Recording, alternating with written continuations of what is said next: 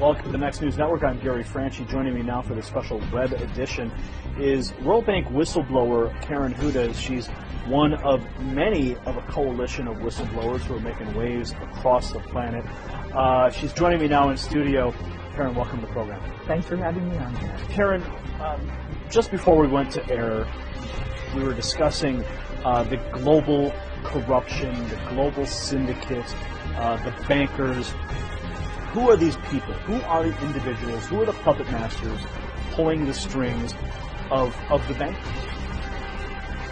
Well, because you had mentioned the Jesuits in a previous interview, so I'm intrigued as to know where is the connection to the Jesuit order, as well as to the Vatican and beyond. There's many secret societies in the world.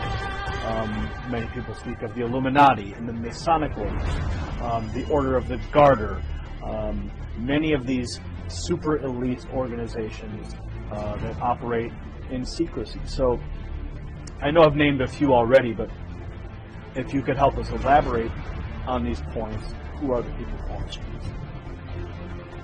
well, do you remember when there were ghettos and you had something called a Judenrat that were the ones that would draw up the list of the Jews that were going to get exported the next day? Do you remember how that system worked? Well, it was a little before my time, but history would dictate what happened in those ghettos. So elaborate.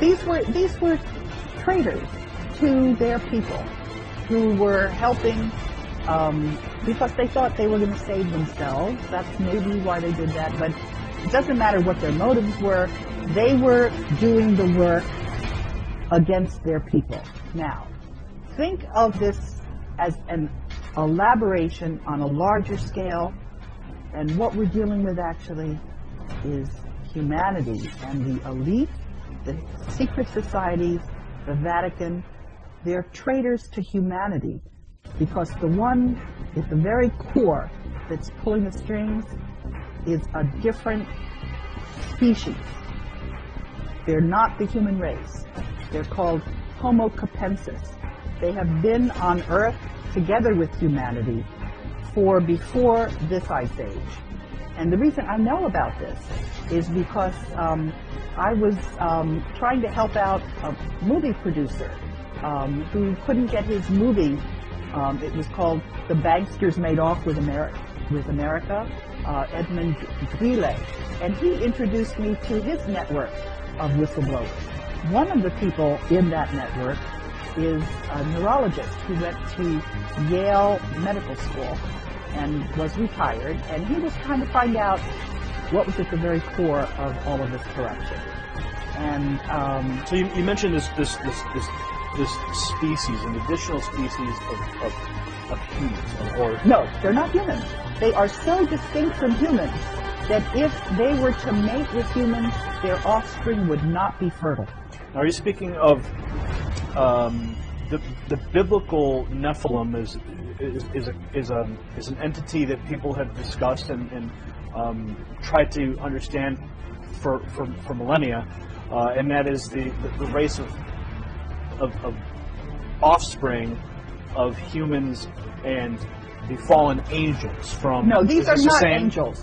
These are not spiritual. Well, the Nephilim themselves were the offspring of the fallen angels and humanity. Is this the same They species? are not fallen angels. They are critters. People who I am getting emails from saw them the day before. They look just like human beings, except they have these big skulls. And that is why in the Vatican you see these crazy meters, is what they're called. And that's why the very first Jew, Moses, wore one of those things, because he was one of those homo capensis as well. We have DNA samples of them. And the reason we know this is because it was in the papyri of one of the pyramids. I found this out from from the internet. But what is really remarkable, actually, is that we have had so much evidence, and we haven't had any studies into it. If you look at the archaeology, there is a civilization off the coast because the sea level has risen by 400 meters. But what do we know about this ancient pre-Ice Age civilization? We do have a map that's left over from there because it shows the coastline of Antarctica before the ice froze on it. And it's following that landmass perfectly. So what we have is we have evidence. There's also evidence in South Africa. There are a lot of these skulls that you find. And what You're speaking of the elongated skulls that have been found in graves, and even some of the skeletons found with these are in fact giant people. That is something different. No, I'm not talking about that. I am talking about a large skull. The elongated skull, the elongated cranium. Some are in Peru, some are elongated. But in other places, they're just round like pumpkins. And the individuals that were seen in Egypt, I've seen drawings of what their skulls looked like. It was just massive, much larger than human being skulls. And also, you know, in a human skull, there's something they call the parietal, where it's in 3 different segments. This critter doesn't have those separations. It's just... So you're saying that this specific species of individuals is occupying the Vatican and functioning through the Jesuit order? Yes, but they're also working in the banks in Portugal, because one of the people who saw this, you know, in Saturday Night Live, there was a broadcast of something called the Coneheads. So that's a slang word for them. Although my mother refers to them as the boneheads. But they're alive and running around and doing all kinds of mischief. Now, some people might find the information you're presenting right now to be completely... Some people might say it's completely crazy. What do you say to those people who are watching this right now going, I don't believe a word of it?